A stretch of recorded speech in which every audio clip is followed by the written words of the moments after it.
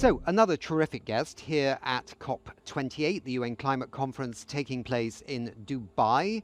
I have with me Tim Brown. He's the CEO and founder of Tradewater. And Tradewater is a mission-based B Corp focused on preventing catastrophic climate change by strategically targeting what they call the non-carbon dioxide gases. We're going to learn a bit more about that from Tim. Tim, tell us a little bit about Tradewater and the work that you're actually doing. Sure. Well, Tradewater, as you say, is a mission-based company, and our focus is on collecting, controlling, and destroying non-CO2 gases. So we're going after small sources that really add up to be a big impact. For example, we look at refrigerants that have been banned from production but are still widely in use. We find those gases, we aggregate them up into large quantities, and then we destroy them in order to make sure that they do not get released into the atmosphere. Similarly, we're working on methane. We're finding leaking orphaned oil and gas wells. These are wells that have nobody responsible for them, but yet are continuing to leak methane into the atmosphere. We find those wells and we measure them, and then we plug them to make sure that those gases do not really get released into the atmosphere ever. So the work has been very rewarding. We've done about 6.9 million tons of CO2 impacts so far, and we're on track to do about 22 million tons over the next few years. So it's work that we do in the United States as where we're headquartered, but we're active around the world, and we're continuing to build that staff in order to go after these gases wherever they are. So under the Montreal Protocol, the ozone treaty, as one can call it, sometimes I think people get confused a bit between climate change and the thinning of the ozone layer, but that thin gassy shield around planet Earth that protects us from dangerous ultraviolet light. Governments agreed a series of refrigerants, if I can say that broadly, to phase out. The first were the CFCs, often also in hairsprays, weren't there? And then they moved to the HCFCs, the hydrochlorofluorocarbons. It's a mouthful, isn't it? And now there's a new generation, I think, of refrigerants coming along. Sure, the HFCs. HFCs, there we go. And they all have a lower damage to the ozone layer and a lower climate change impact, but they're still very potent gases, and the old ones are very potent. Yeah, absolutely. For example, R12 refrigerant is over 10,000 times as potent as CO2. Yeah, and the Montreal Protocol is an amazing agreement that has been enormously effective. It's sort of held up as a model for what could be in place on environmental treaties. But the problem with the Montreal Protocol is it did not do anything about existing gases that had already been produced. So while it effectively banned the production, it did not ban the use. So all of these gases that have been produced but can no longer be produced are still out there.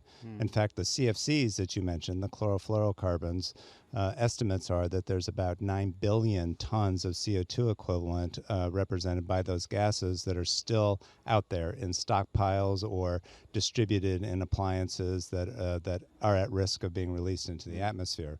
So what we're trying to do is to find those gases and create an end-of-life scenario that was not contemplated in the Montreal Protocol in order to make sure that they do not get released into the atmosphere. So in addition to the erosion of the ozone layer that they contribute to, they're also a very potent greenhouse gas. So getting rid of those, making sure that there's a safe end-of-life solution for them is what we've been working on quite hard over these last several years. So who funds this, Tim? So we are leveraging climate finance for it. So there's a real additionality to this work insofar as there is no mandate to collect, control, and destroy.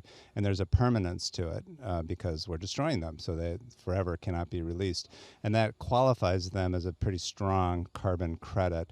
And we sell those. We sell them into the compliance markets where possible, and then we sell them into the voluntary markets to companies that are looking to address their climate impact and are in need of offset credits in order to help them on their path to net zero.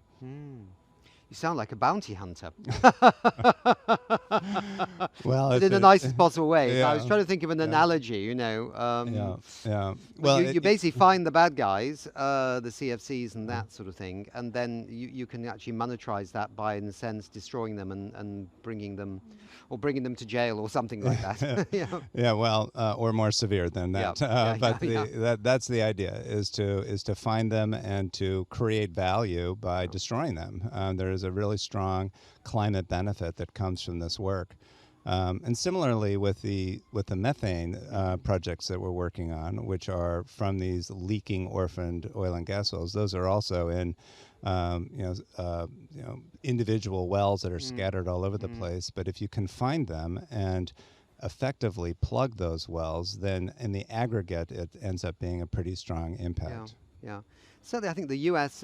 Administration, when they went through some difficult times with the previous administration, they in a sense couldn't quite negotiate so freely, as it were, in these climate conferences, and therefore went after the non-CO2 gases. And I know they backed this UN Environment Programme Secretariat of the Climate and Clean Air Coalition, where methane is one of the gases. Obviously, they're playing a much more active role here at this COP under a different administration. But there's always been a lot of belief that the US could not only deal with fugitive methane from pipelines, but also from old oil and gas systems. And so that's really, really positive. But it is a global issue, is it not? And there must be a fantastic opportunity all around the world to deal with this. So are you just US with the methane, or could it be much Oh, it could be wider? much wider. We're starting in the U.S. Yeah. Because the offset protocols that we're using are based in North America. Right. But you're right. This problem is around the world, and there are plenty of leaking sources that have responsible parties associated with them, and those responsible parties should be taking care of those problems. What we're focused on are the sources that nobody has responsibility for. And that's where sort of bringing climate finance to the table in this manner really helps to establish a mechanism for finding, measuring, and plugging these wells that otherwise just would continue to leak. I suppose a viewer might say, why the devil can't the oil companies who made the mess be held responsible to clean it up? Yeah, well, that's a very good question. And again, the wells that we're looking at, there is no responsible party because they either went bankrupt or otherwise or sort of disappeared. Right. And that designation is called orphaned, an orphaned well. And so that's what we're going after. There are programs, and an increasing number of them, that are compelling operators to take care of their methane leaks. But if nobody's responsible for some of them, then who's going to do it? Yeah. And I think that's the value that we can provide is to sort of fill that gap.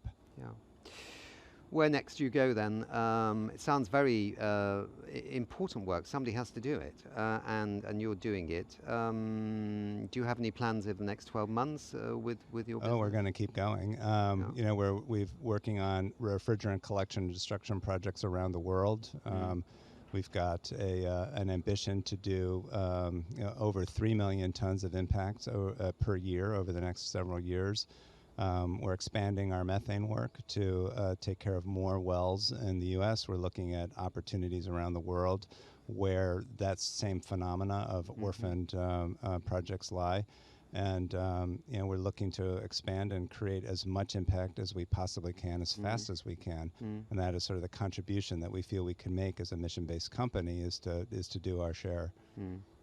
Good, Tim. Well, as I say, I think it's God's work, and it obviously needs to be done. And it's obviously making it's a no-brainer that this makes a contribution to climate action. And if they do another treaty, next time they're going to have to put the rules in that you know, I mean, it's good business, but it's crazy that they never thought about that, and that we're having to clean it up afterwards. But if we have to clean it up, we must clean it up quickly and rapidly and with urgency. Yeah. Absolutely. Yeah. I really appreciate it. Okay. Thanks Yep. very much. Yep.